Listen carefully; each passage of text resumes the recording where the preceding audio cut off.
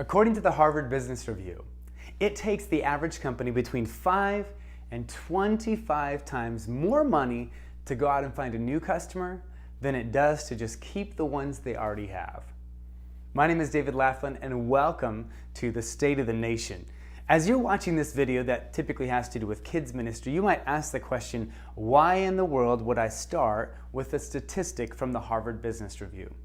Well, the reality is I think that there is so much that we can often learn from the business world and how they're going about saying, how do we get new people exposed to what we're doing and how do we keep them involved?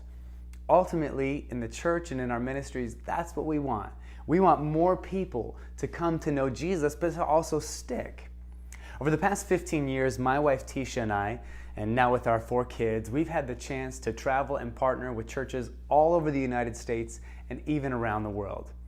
And we love to be able to work with these people, and one thing we love are the chances that we have to go back again and again. It might just be a second time, and for some places we've had the chance to go there 8 to 10 times almost every single year. We love to do that because it does give us the chance to form stronger relationships with these people, to become friends over time, to keep up with their families.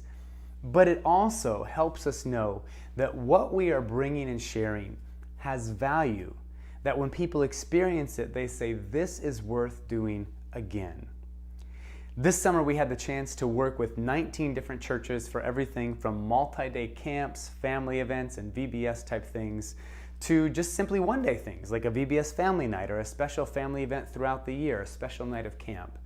And as we paid attention, we realized that 10 of those 19 events were people that we had already had a chance to work with in the past. Now, of course, we definitely love the chance that we found some new people, but looking at those other people, it's significant for us. And when you see how many people come back to your church and ministry, it should be significant to you as well.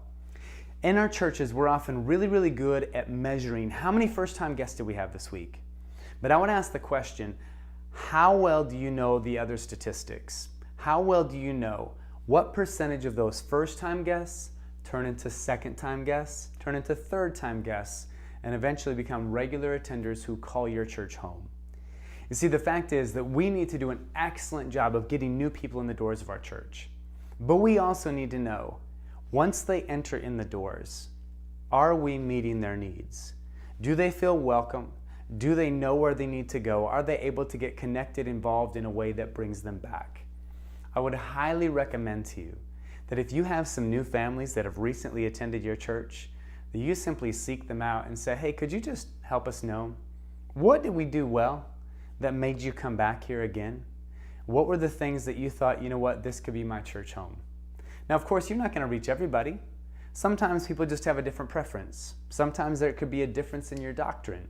But I would also ask you to reach out to some of those people who maybe came for the first time and haven't come back. And just genuinely reach out to them through phone, through email, and simply say, hey, we noticed you came to our church, but we haven't seen you come back. And we get that sometimes that happens, but we'd love to know. Was there something that you experienced that was confusing or was unclear, or just a reason that you weren't feeling like this is a place you could come back to? See, if we can be intentional about those things, then we can continue to draw in new people, but also make sure that the people that come and attend our church really are finding a place that they can belong and that they feel loved and that they are growing in their faith and connecting with Christ. So I encourage you, keep reaching those new people, but don't forget to pour into the people that are already in the doors of your church and keep them coming back.